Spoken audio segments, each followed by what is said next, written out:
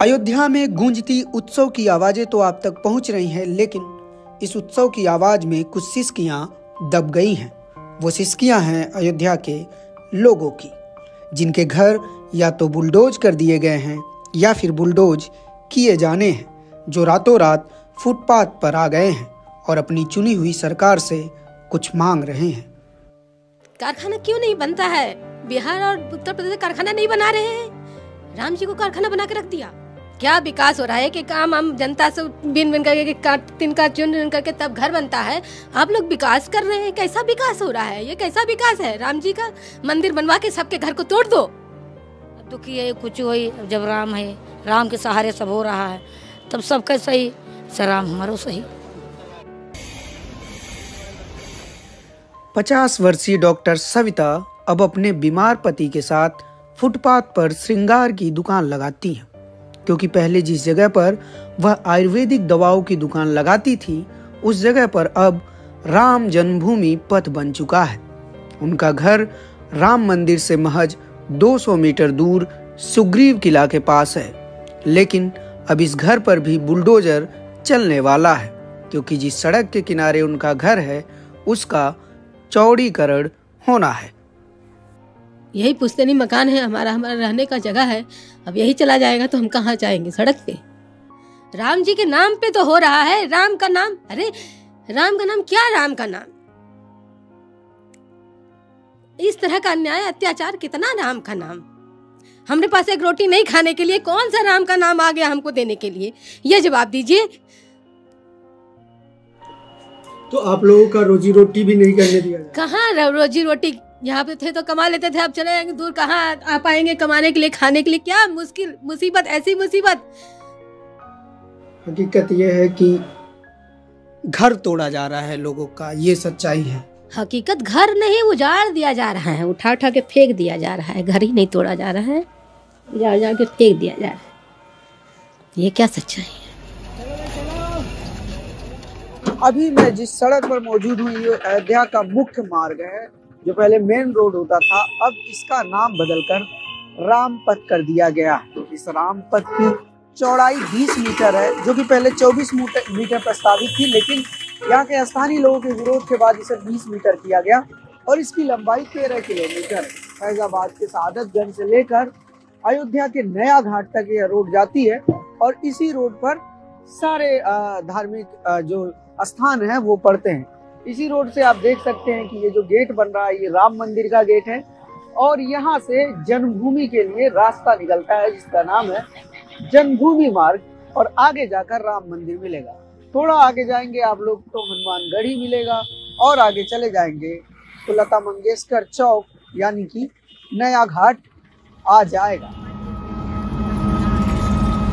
रामपथ की कुल लंबाई 13 किलोमीटर है। इसके चौड़ीकरण के लिए कुल 2200 दुकानें, 800 मकान, 30 मंदिर, 9 मस्जिद और 6 मजार तोड़े गए। नए रामपथ के दुकानों पर खास तरह के कलर कोड का पालन किया गया है। दुकानों के शटर पर जय श्री राम, स्वास्तिक और बजरंग बली के चित्र बनाए गए हैं। इसी पथ पर श्री राम हॉस्पिटल के पास 70 वर्षीय सुशीला देवी का 2 कमरों का मकान था, जिसे 1 साल पहले बुलडोज कर दिया गया। सुशीला देवी का कोई परिवार भी नहीं था जो उन्हें सहारा दे सके, इसलिए सुशीला देवी 2 महीनों तक फुटपाथ पर भटकती रही और अंत में वृद्धाश्रम में रहने को मजबूर हैं। जब अपनी किस्मत के बाद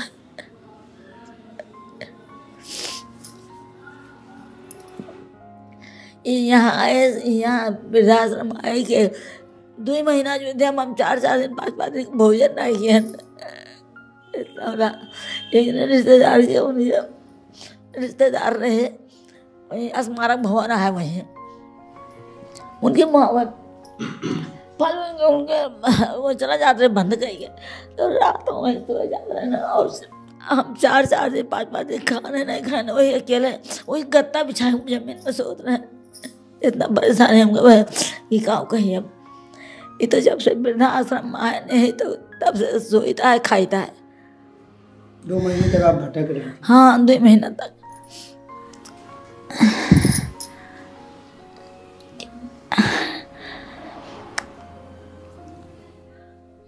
लेकिन मन में यही भावना है कि भगवान के शरण में रही, चरण में रही, न छूटे।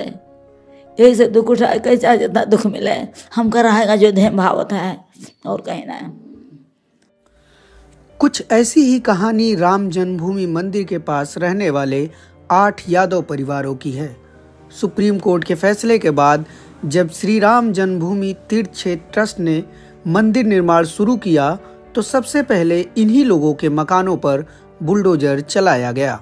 गीता यादव के परिवार को महज 25,000 रुपये मुआवजा दिया गया, तो वहीं राजन यादव के परिवार को 1 भी रुपए का मुआवजा नहीं दिया गया। लिहाजा गीता यादव अपने परिवार के साथ एक जर्जर से मकान में किराए पर रह रही हैं, तो वहीं राजन अपने परिवार के साथ झोपड़ी बनाकर रह रहे हैं।